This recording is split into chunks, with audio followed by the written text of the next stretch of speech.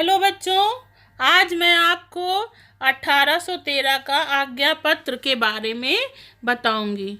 East India company के आज्ञा पत्र का प्रत्येक 20 वर्ष के पश्चात ब्रिटिश पार्लियामेंट द्वारा पुनरावर्तन किया जाता था। इस उद्देश्य से 1813 में संसद के समक्ष एक आज्ञा पत्र रखा गया। इसका विरोध भी हुआ, परंतु ग्रांट को सफलता प्राप्त हुई। 1813 के आज्ञा पत्र में शिक्षा प्रसार के उत्तरदायित्व को सर्वोच्च रखा गया। साहित्य के पुनरुद्धार और समुन्नति के लिए भारतीय विद्वानों को प्रोत्साहित करने के लिए और एक भारत के ब्रिटिश प्रदेश के निवासियों में विद्वानों के ज्ञान का प्रसार एवं विकास करने के लिए प्रतिवर्ष कम से कम 1 लाख रुपए की धनराशि रखी जाएगी और व्यय की जाएगी। और 1813 का आज्ञा पत्र धारा 43 ने कंपनी के समक्ष कुछ प्रश्न रखे और उन्होंने कुछ प्रश्न खड़े कर दिए जो आगे जाकर विवाद का कारण बन गए। ये प्रश्न कौन कौन से थे बच्चों? कंपनी किस साहित्य, प्राच्य या पाश्चात्य को बढ़ावा देगी? पहला तो ये था। दूसरा था साहित्य की भाषा कौन सी होगी? तीसरा क्या था? किन विज्ञानों का प्रसार किया जाएगा? इस आज्ञा पत्र के द्वारा प्राच्य पाश्चात्य विवाद का जन्म हुआ। भारतीय शिक्षा के इतिहास में इस धारा का अत्यंत महत्वपूर्ण स्थान है। इसने भारतीयों की शिक्षा को कंपनी का उत्तरदायित्व बताया। इस आज्ञा पत्र में अंग्रेजी शिक्षा प्रणाली का सूत्रपात किया, जिसके द्वारा भारतीय शिक्षा को एक नई दिशा प्रदान की गई।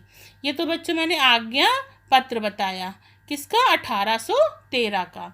अब मैं बताऊंगी आपको मैकाले का विवरण पत्र 1835 में।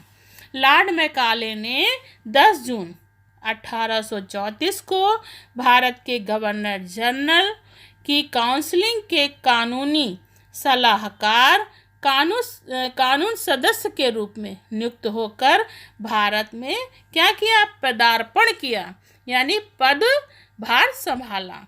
चूँकि मैकाले अंग्रेजी साहित्य के घोर समर्थक, प्रकांड विद्वान तथा एक कुशल वक्ता था, अतः सबसे पहले मैकाले ने 1813 के आज्ञा पत्र की धारा 43 का गहनता से अध्ययन किया। और क्या किया? अध्ययन करने के पश्चात 2 फरवरी 1835 में अपने तर्कों और विचारों को स्पष्ट कर तर्कपूर्ण भाषा में लेखबद्ध कर दिया और विवरण पत्र गवर्नर जनरल को सौंप दिया। इस विवरण पत्र को ही मैकाले का विवरण पत्र 1835 के नाम से जाना जाता है। 1835 के आज्ञा पत्र की मुख्य बातें कौन कौन सी थी? पहला था शिक्षा अनुदान 1 लाख से बढ़ाकर 10 लाख कर दिया गया। दूसरा क्या था?